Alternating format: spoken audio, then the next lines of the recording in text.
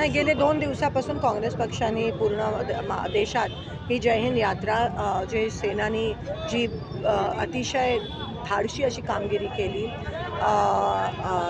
सशक्त आपली सेना, army, navy आणि एअरफोर्स आहे त्यांच्यासाठी, या देशासाठी, की जेव्हा देशावर असा संकट येतो तेव्हा आम्ही सगळे राजकीय पक्ष वगैरे काही नसतं, आपण सगळे हिंदुस्थानी भारतीय म्हणून खांद्याला खांदा लावून एकत्र असतो.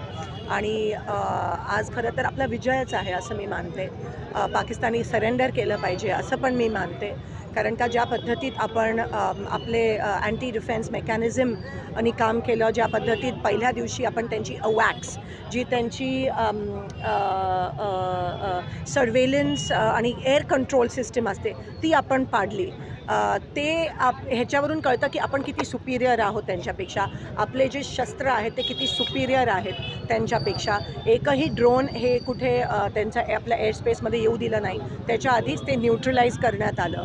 तर आणि तरी आपण संयमाने, कारण का एक बालिश देश आहे पाकिस्तान, त्यांच्याकडे 3-4 दिवसापर्यंत पुरेल असं एवढं ॲम्युनेशन आहे, एवढे पैसे आहेत आणि ऑलरेडी ते म्हणजे संपलं आहे, तर अजून त्यांना काय संपवायचं.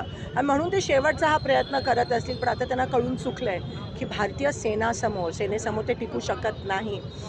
उलट आपल्या देशात आपल्या सेनेबद्दल काही चुकीच्या अफवा पसरवून आपल्या देशात तेढ निर्माण करण्याचा प्रयत्न करत आहेत. तर अर्थात आपण कोणीही या गोष्टीला बळी पडणार नाही आहोत. पण हे डिएस्केलेट आपण केलं नाही, आपण हे एस्केलेट केलं नाही, उलट आपण डिएस्केलेट केलं. ते एस्केलेट करताना काल दिसले, पण आता ती सीज फायर अनाऊन्स झाली आहे. खरं तर हा विजय आहे भारताचा. आणि त्यासोबत जे शहीद झालेत वीर जवान, रजौरीमध्ये असेल, पूंछमध्ये असतील, काही ठिकाणी थोडे कॅज्युअल्टीज झालेत, त्यांना मी श्रद्धांजली अर्पित करते आणि सांत्वन मी करतो त्यांच्या कुटुंबियाचं.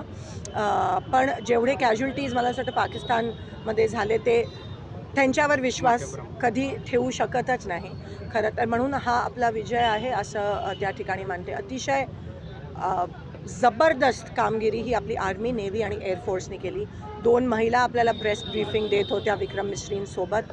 आणि महिला ह्या मातृभूमीच्या संरक्षणासाठी ऑपरेशन सिंदूर हे सक्सेसफुली आपल्या आर्म्ड फोर्सेसनी केलं, त्याबद्दल त्यांचं मी अभिनंदन करते. आणि तुम्ही दाखवून दिलं त्या जगाला की हिंदुस्थान आणि भारत देशाची ताकद काय आहे. ताई, कुठेतरी मध्यस्थी करण्यासाठी अमेरिकेची गरज लागली, कशा पद्धतीने बघताय?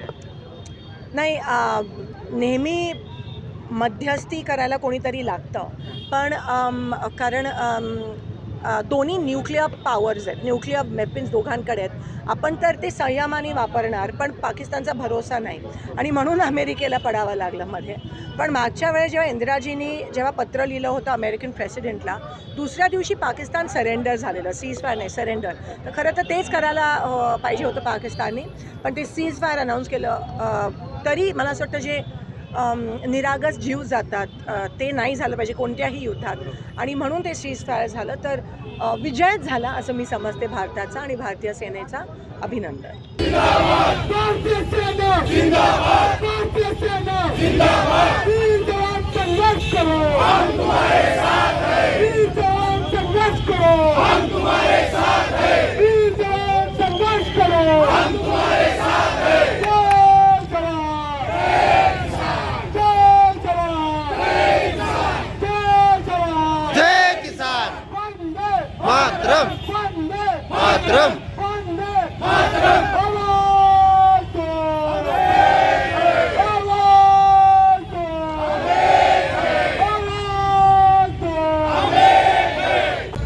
आपण काँग्रेस पक्षाच्या माध्यमातून पूर्ण देशभरात सुरू केली आहे की आर्मी, नेव्ही आणि एअरफोर्सच्या सन्मानार्थ ज्या पद्धतीत त्यांनी या युद्धाला किंवा या कॉन्फ्लिक्टला सामोरे जाऊन अतिशय ज्याला आपण ब्रेव म्हणतो त्या पद्धतीत त्यांनी सशक्त अशा पद्धतीत त्यांनी सामना केला.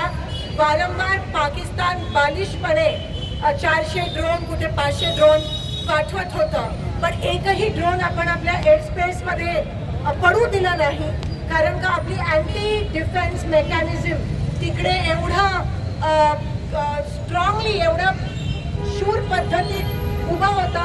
आपल्याकडे जे वेपन आहे किंवा जे अँटी डिफेन्स मेकॅनिझम आहे भारताकडे, ते एवढं 4th जनरेशन 5th जनरेशन एवढं डेव्हलप्ड आहे.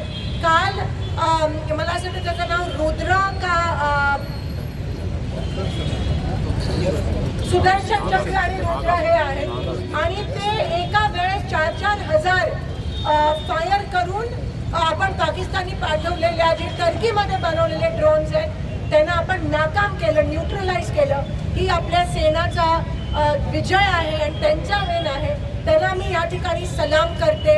आज जेव्हा जेव्हा ब्रीफिंग देत होते तेव्हा एका साईडला कर्नल कुरेशी महिला होत्या आणि दुसऱ्या साईडला कर्नल सिंग, त्या पण विंग कमांडर सिंग होत्या, त्या पण दोन्ही महिला. आज या मातृभूमीचा रक्षा करायला महिला सेना आणि नेव्ही आणि आर्मीमधल्या सशक्तरित्या काम करत आहेत रात्रंदिवस.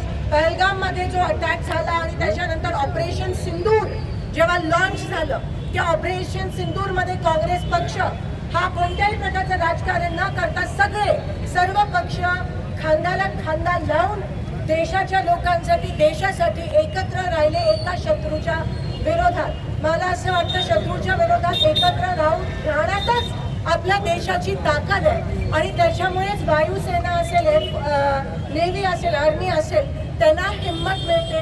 आज खरंच मी त्यांना सलाम करते. आणि अर्थात हे सगळं होताना जे शेलिंग झालं पूंछमध्ये, त्याच्यात आपले काही जवान शहीद झाले, त्यांना पण मी या ठिकाणी त्या अमर जवानला श्रद्धांजली अर्पित करते. जे सिव्हिलियन या ठिकाणी शहीद झाले त्यांना श्रद्धांजली अर्पित करते. काल जम्मू काश्मीरमध्ये एक ऑफिसर रजौरीमध्ये त्यांच्या घरावर शेलिंग पडलं, ते शहीद झाले. अनेक असे झाले, ते आपल्याला कळेलच. त्यांना देखील मी श्रद्धांजली अर्पित करते. खरं तर सीज फायर झालं चांगली गोष्ट आहे, कारण का ह्याच्यामध्ये जे जीव आहेत, जे निरागस माणसं आहेत त्यांचे जीव जात असतात. पण आठवण येते जेव्हा इंदिरा गांधींनी त्यावेळेस अमेरिकेच्या प्रेसिडेंटला लिहिलेलं, तेव्हा दुसऱ्या दिवशी पाकिस्ताननी सरेंडर केलेलं. पाकिस्तानी खरं तर आपल्यासमोर सरेंडर केलं पाहिजे, कारण का आपण जर रिटॅलिएट केलं असतं का तर कदाचित पाकिस्तानकडे फक्त 3 ते 4 दिवस असणारे पैसे आणि ॲम्युनेशन आहे. पण आपण संयम आहोत, आपण संयमाने केलं आणि त्याच्यातच आपली जी मॅच्युरिटी आपल्या सेनेची ती दिसून आली. त्यांचे सगळे प्रयत्न आपण नाकाम केले आणि निंबर्गी सर म्हणाल्याप्रमाणे ठिकठिकाणी ते आपल्याबद्दल आपण इथे हमला केला. धार्मिक तेढ आपल्या देशात निर्माण करण्याचं काम हे पाकिस्तान करतं, त्या गोष्टीचा मी निषेध करते.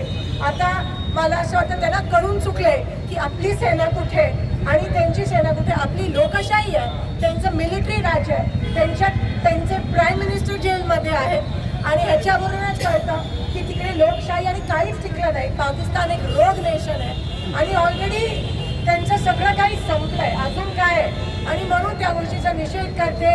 आपल्या सेनेचा झाल्याचा विजय या ठिकाणी मी सेनेला अभिनंदन करते आणि पुन्हा एकदा शहीद जवानांना श्रद्धांजली अर्पित करते. काँग्रेस पक्ष आपण देशासोबत आहोत, आपल्या सेनेसोबत आहोत आणि नेहमी विजय